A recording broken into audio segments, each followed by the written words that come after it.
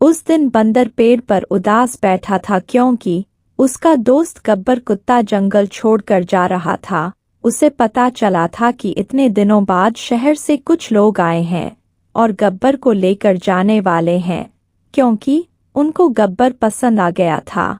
उसे मालूम था कि वह उनके घर बहुत खुश रह सकता है क्योंकि वे लोग बहुत अमीर थे और वे उसका ख्याल रखने वाले थे। एक और वह उसके लिए खुश भी था कि वह जंगल के रोज के आने वाले खतरों से बच जाएगा। वही दूसरी ओर दोस्त को खोने का दुख भी था। जाने से पहले गब्बर रोया और उसने कहा, मित्र हो सके तो मिलने आ जाना। सीनू बंदर उसकी छलछलाती आंखों को न देख सका। गब्बर गाड़ी में बैठकर मालिक के संग नए घर चला गया।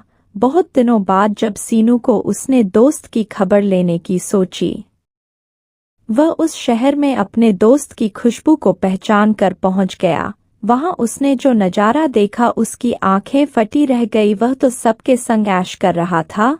कोई उसको नहला रहा था तो कोई उसके नाखून काट रहा था, कोई उसे दुलार कर रहा था तो कोई उसे सुला रहा था तो कोई उसे खिला रहा था। उसे लगा मनुष्य बड़ी ही कमाल की नायाब कृति है जो ईश्वर ने बनाई है। परंतु रात होने पर उसने देखा सब लोग सो रहे थे और उसका प्यारा दोस्त गब्बर भौंक रहा था और पूरे मकान का चक्कर लगा रहा था। वह सोया नहीं था बल्कि सबकी रखवाली कर रहा था। अब सीनू को सारा माजरा समझ आ गया था।